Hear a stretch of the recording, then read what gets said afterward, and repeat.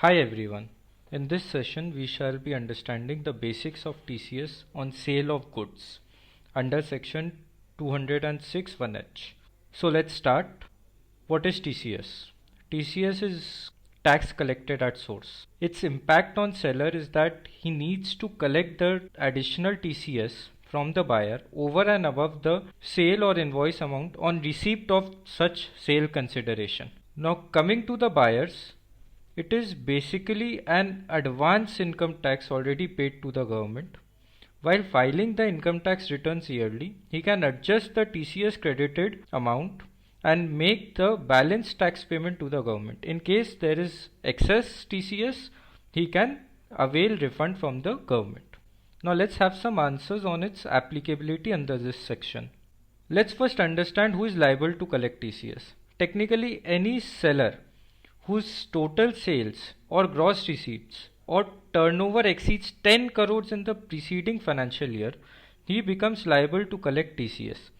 For example, if we consider financial year 2021, total sales or gross receipts or turnover of financial year 1920 shall be considered to understand the liability. Now let's understand which buyers or customer needs to make TCS payments.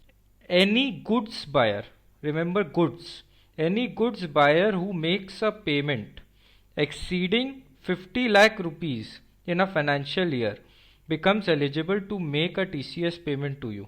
It is important to note here that it is not applicable on service, it's applicable only on goods.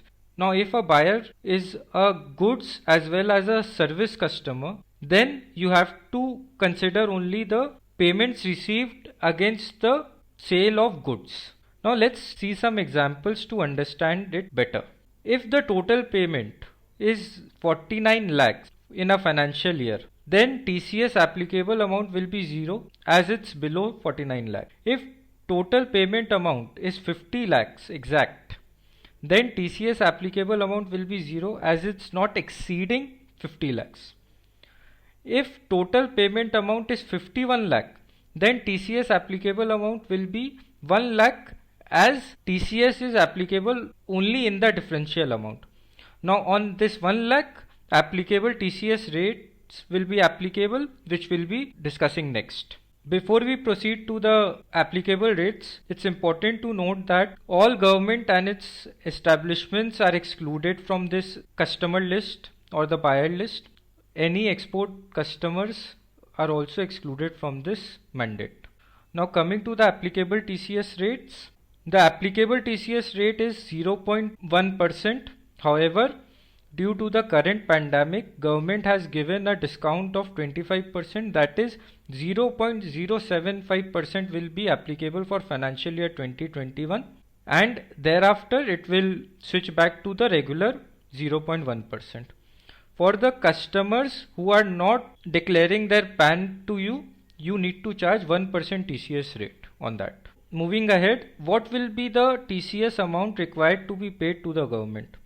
It is important to note here that the applicable TCS amount will be the total amount received from the buyer or the customer.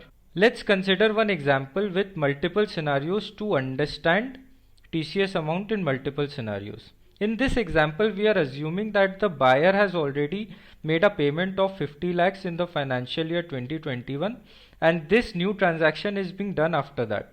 In our example, we have invoice raised for 5 lakhs with GST of 12%. So the invoice net amount becomes 5.6 lakhs.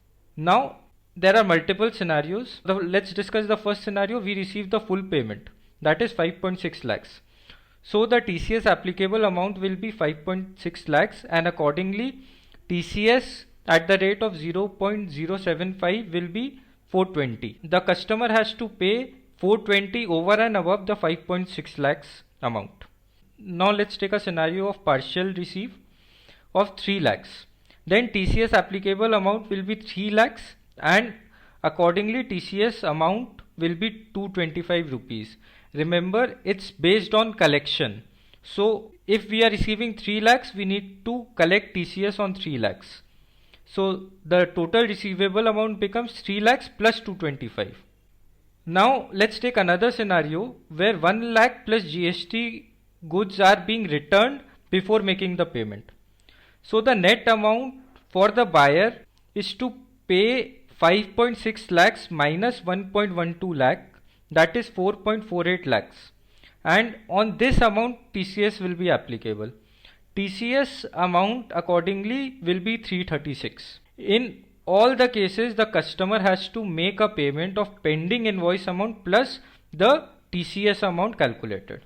Another query can be, are we allowed to reverse the TCS collected on goods return? The simple answer to this is that TCS once collected cannot be refunded or reversed. However, in the scenario of goods return, when you receive the returned goods, you issue a credit note. The credit note, if adjusted with another further invoice, reduces the payable amount of that new invoice. Accordingly, it automatically gets adjusted as you will receive less payment for the new invoice. So less payment means less TCS collection. Moving on to the last few 1st October 2020 applicability related queries, as it's a mid-year applicability. The first one is whether TCS is applicable on amount received against sales which were done prior to 1st October 2020. Let's understand one basic concept.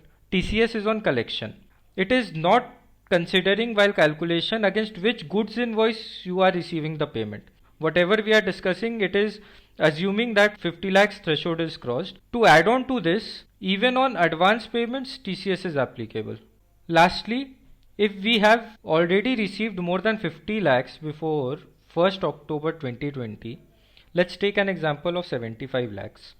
Then are we liable to collect TCS on the differential 25 lakhs as well? The simple answer is no, because TCS is applicable only on the amount received on or after 1st October 2020.